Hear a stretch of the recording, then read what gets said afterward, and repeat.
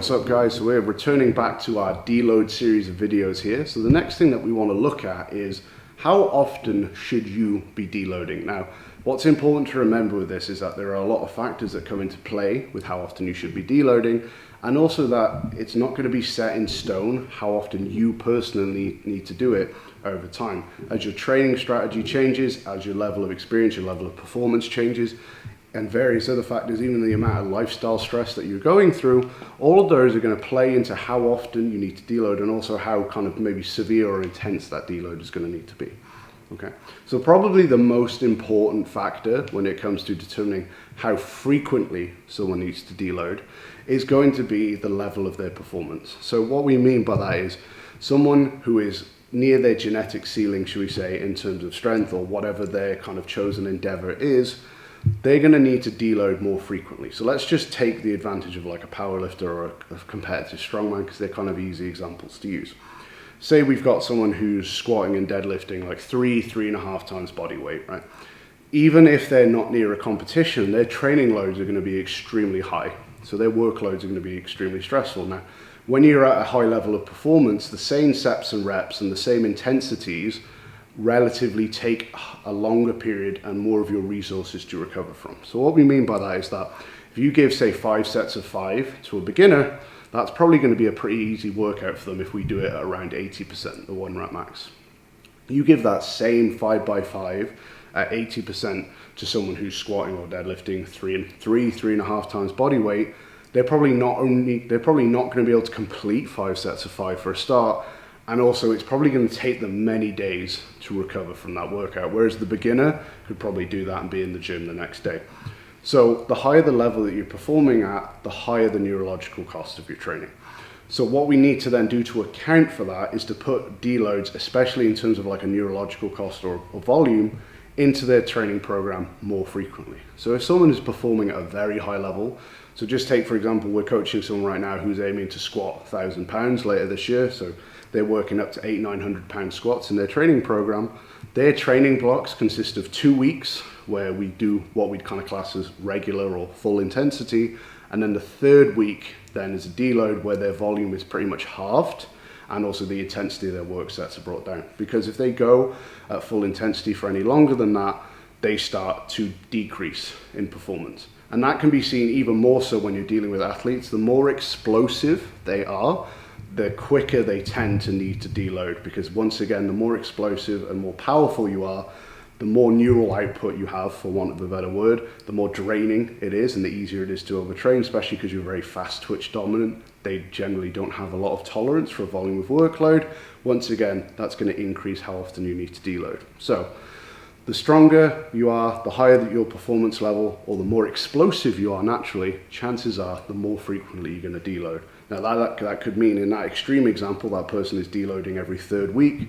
Depending on your training intensity, it might be every 6 weeks, for example, but it's going to be more common than someone who is performing at a lower level or is maybe naturally more slow twitch dominant. Now, lifestyle is also going to play a big factor into how often we need to deload as well, because remember, our body only knows stress. So obviously we have the controlled variable of training stress that we generally are talking about here when we talk about stress, but in reality we have work stress, we have family, we have bills, and all these types of things that are going to input stress on the exact same system in essentially the exact same way.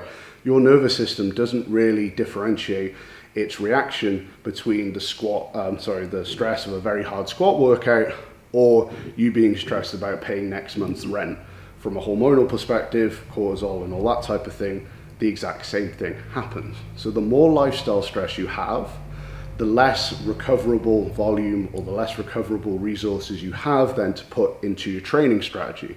So you know that if you've got a young child and you're not sleeping very well, if you're working longer hours than you normally are, so on and so forth, again, you're going to need to deload more regularly than you would normal. Now, the opposite of that can also be true.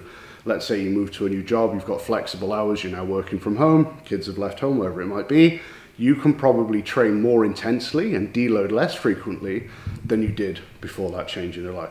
So that can be a really important factor that often gets forgotten about, is that the external aspects of your life, so the things outside of the gym, do actually impact what you do in the gym, especially when it comes to how often you need to take a step back and what that step back looks like. Okay. Now, what also matters is going to be how intensely you train. Now, we all want to train hard most of the time, but the harder you train, the quicker you'll desensitize to the stimulus of training. So we already mentioned in the first video about training sensitivity. The methods and the training styles that give you the strongest stimulus are also the ones that desensitize you the quickest. So if you're a bit of a stimulus addict or a bit of a training addict, and you like to go balls to the wall in all your workouts, you like to push every set really hard, you like to do more volume, then you're going to get to a point where your training sensitivity decreases quicker than someone who has a more moderated approach to their training. So unfortunately, if you are that person, you actually need to take a step back more often, even though that's probably the absolute last thing that you want to do. And this can actually be the hardest thing about coaching people who really like training. So like they're border on that kind of training addict personality type, where you spend most of your energy pulling them back and making them step back rather than push forward. And actually a lot of the time what we see in these type of people is that is the thing that's actually holding them back in terms of their progression in the long term, is not the willingness to put the work in, it's the willingness to take the step back to allow their body to resensitize and recover from the training that they're doing. That's the bit they won't do. And then ultimately they end up hitting a wall and wondering why they're not progressing despite the fact that they work so hard. It's usually, unfortunately, the exact thing that they really don't want to do is the thing that's holding them back in that scenario. Now, the other common factor that comes into play here is also like your diet strategy or your nutritional status. So again, we've mentioned already how like external stress plays a role in how often you need to take a step back and reduce your training stress. Dieting down, as in being in a calorie deficit, is yet another form of external stress for your body. So if you are in a calorie deficit, you have less available resources to deal with the stress of training. So you're again going to need to take a step back or deload more frequently compared to when you're in a surplus. So that does mean that when you're in that dieting phase, even though you don't want to, because you're probably paranoid that, oh, well, if I train less or I train less intensely and I'm in a calorie deficit, I'm going to lose my muscle.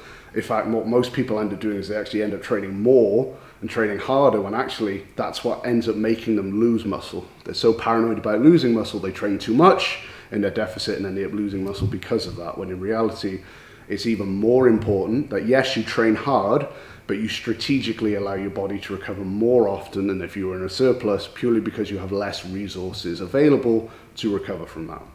So what we want to look at in the next video now is just looking at how you can implement deloading into your training program in a few different ways.